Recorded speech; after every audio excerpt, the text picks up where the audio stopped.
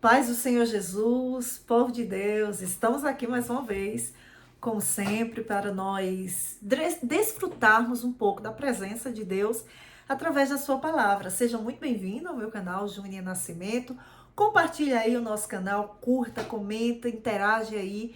E mais uma vez, as mulheres que desejam participar do curso Forjadas na Palavra, onde nós estudamos personagens femininas, contexto e exegese bíblica, 1 hora de aula por semana, nas quintas-feiras, de 8 às 9 da noite, né?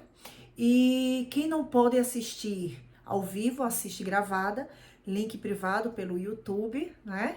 E também recebe material em PDF. Então, quem quiser, preço super acessível, quem quiser, venha conosco mergulhar em algo que tem gerado muitas coisas boas na vida dessas mulheres. Já temos uma turma de 64 alunas e agora vamos iniciar outra. Temos alunas de vários lugares do Brasil e do mundo, Alemanha, Bélgica, Estados Unidos, também da Austrália, né? Deus abençoe grandemente. Mas vamos ao que nos interessa. 1 Samuel capítulo 3, que diz assim: o jovem Samuel servia ao Senhor perante Eli, e a palavra do Senhor era de muita valia naqueles dias. Não havia visão manifesta. Versículo 3. E estando também Samuel já deitado, antes que a lâmpada de Deus se apagasse no templo do Senhor, em que estava a arca de Deus, o Senhor chamou a Samuel e disse: eis-me aqui. Glória seja dada ao nome do Senhor e Salvador Jesus Cristo. Quando nós olhamos para a vida do profeta Samuel, eu tenho um apreço muito grande pela vida desse homem de Deus. Na verdade, o profeta Samuel foi um dos grandes profetas de Israel, né? Está na lista dos maiores profetas que Israel teve, um homem de um caráter ilibado, um homem de Deus mesmo, cumpriu um chamado com muita eficiência, com muita santidade e fez aquilo que Deus queria que ele fizesse. Quando nós olhamos aqui 1 Samuel, do capítulo 1 ao capítulo 3, nós vemos fatos que antecederam o nascimento de Samuel. Samuel foi fruto de muita oração de uma mulher chamada Ana, uma mulher que era estéril, que desejava ter filhos. Aquela mulher não se deixa influenciar pelo momento que ela estava vivendo, pelo contexto no qual ela estava inserida. Pelo contrário, ela ora, ela clama, ela chora, mesmo sendo mal interpretada pelo sacerdote Eli, aquela mulher, ela fez a diferença em seu tempo, né? E na verdade é isso que nos importa, é nós fazermos a diferença em nosso tempo. E quando nós olhamos aqui para o capítulo 2 em diante, nós vamos ver um contexto muito conturbado na nação.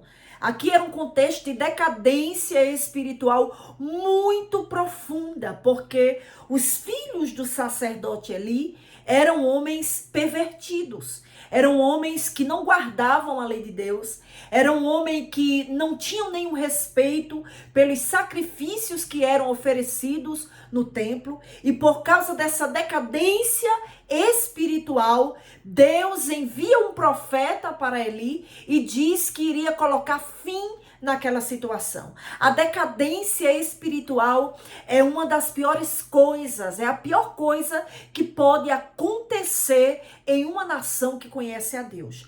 E o que leva à decadência espiritual? Pecado. Não existe nada além do pecado que nos afaste de Deus. Pecado é toda quebra de princípio, né? Quando nós nos afastamos dele. E o povo de Deus se afasta por causa da idolatria, andando por outros caminhos, se misturando aos cananeus, à cultura cananeia. E Deus agora libera uma palavra de juízo contra a casa de Eli e diz que vai fazer justiça.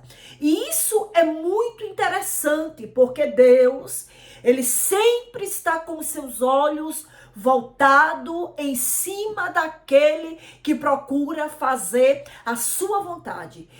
O profeta Isaías diz que só há uma coisa que gera essa separação entre Deus e o homem: é o pecado, é a transgressão, é a iniquidade, né? Mas aqui no capítulo 3, a Bíblia diz que as revelações de Deus, a palavra de Deus, as profecias, as manifestações divinas, elas eram raras. Por quê? Porque a nação estava contaminada. E quando a nação está contaminada, é algo muito difícil de haver manifestação de Deus. Às vezes nós queremos muito de Deus. Muitas vezes nós dizemos: Deus, eu preciso que o Senhor se revele a mim. E na verdade, quando é para Deus se revelar, tem que haver entrega. Não existe revelações de Deus, manifestação do poder de Deus, milagres do Senhor, se não houver entrega. Aquele povo conhecia Deus, eram para praticar a lei, mas não estavam praticando. Pelo contrário, estavam distantes de Deus. Isso é muito dolorido de falar. Aquele povo estava extremamente distante de Deus. Distante da presença de Deus. Longe da vontade de Deus. E quantas vezes nós estamos distantes? E quantas vezes nós temos que retornar, né? Enquanto Ofni e Finéias, sacerdote Eli, se omitia em corrigir seus filhos, Ana coloca o seu filho para servir no templo do Senhor. E sabe o que é muito importante nesse texto? É que o jovem Samuel, ainda criança, adolescente, muito jovem, ele estava ali, fazendo o quê? Adorando a Deus, servindo a Deus, se dedicando no templo, ia ser nazireu de Deus, era nazireu de Deus, ia ser sacerdote, estava aprendendo o ofício com muita devoção e muita dedicação. Um homem que se entrega para Deus. A entrega de Samuel começa desde o ventre materno.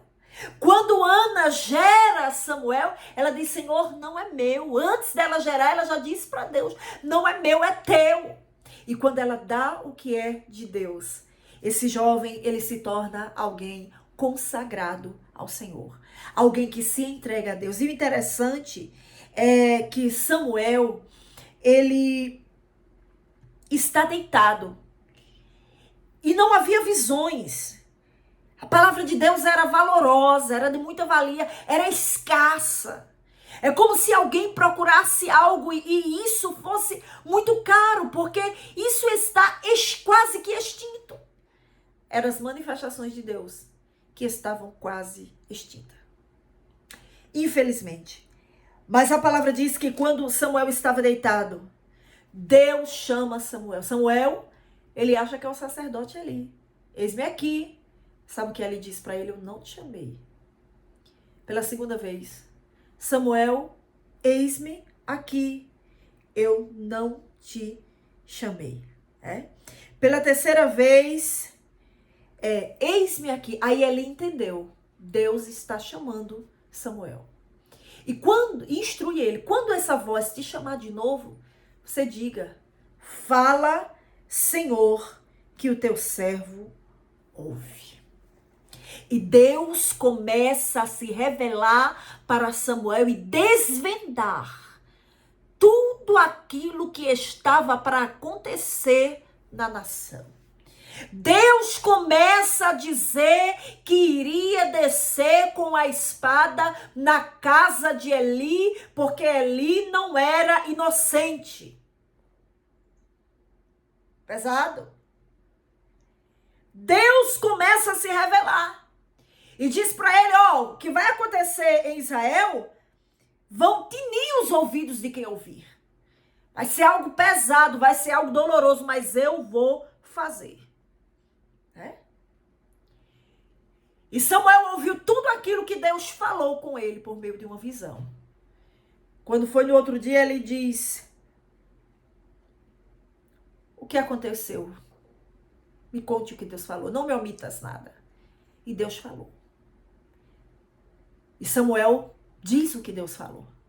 A espada de Deus estava para descer sobre a casa de Eli, colocar fim e instaurar um sacerdócio fiel, que é o de Samuel. Deus estava para mudar o cenário.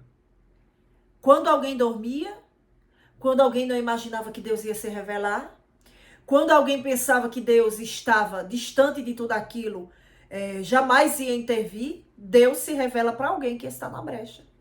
Para alguém que disponibiliza o seu coração. Para alguém que entrega muito para Deus. E Deus quebra o silêncio. E diz para o profeta, está chegando o tempo de eu intervir na casa de Israel. Escuta, Deus não está alheio a nada que acontece na terra. Deus não está alheio a nada que acontece na sua casa. Não. Deus não está alheio às condições do seu povo.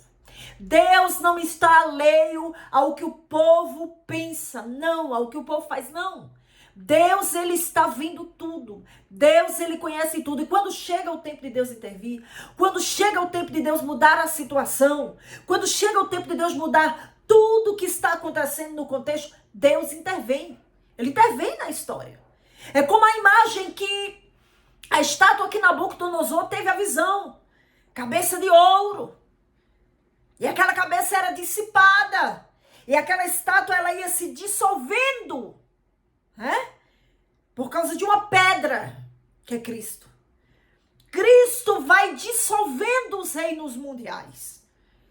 A Babilônia caiu, o Império Medo-Persa caiu, Roma caiu, o Império Macedônico caiu, todos eles caíram por intervenção divina na história.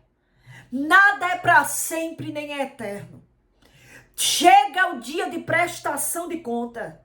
Chega o dia de Deus intervir no meio do seu povo, porque o povo é dele, a igreja é dele, a nação é dele. Então, esse povo foi tratado por Deus.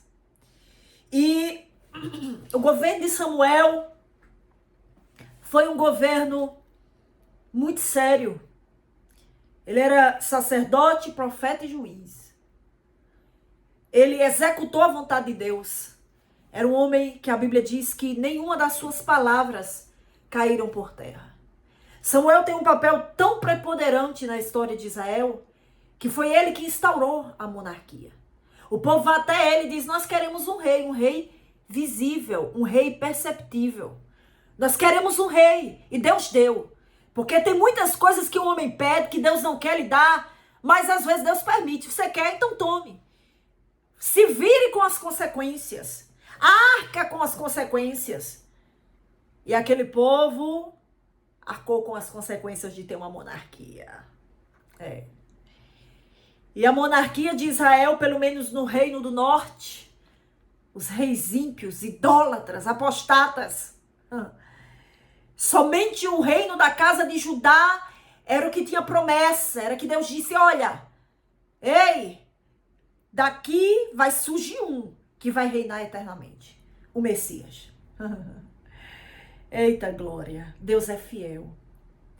Quando você pedir uma coisa que Deus não lhe der, tenha certeza, é o melhor para a tua vida. É o melhor. Muitas vezes nós queremos tanto algo e Deus não nos dá. Ele sabe o que é melhor. Você precisa confiar em Deus. Samuel confiou no Senhor. Samuel foi instrumento de Deus em meio ao caos. E em meio ao caos, se entrega para Deus. Busca Deus. Deus vai se revelar a você. Deus vai quebrar o silêncio e vai trazer para você tudo que está oculto. Ele vai falar ao teu coração. Ele vai trabalhar na tua vida. Amém? Guarda essa palavra no teu coração. Samuel era instrumento de Deus. Homem de Deus. E Deus cumpriu um propósito na vida dele. Seja instrumento de Deus. Aonde você estiver, Deus deseja se utilizar de você. Amém? Que Deus abençoe a sua vida, compartilhe, esteja sempre conosco. Que Deus abençoe grandemente o seu final de semana, sua semana, todos os dias da sua vida. Em nome de Jesus, que Deus vos abençoe.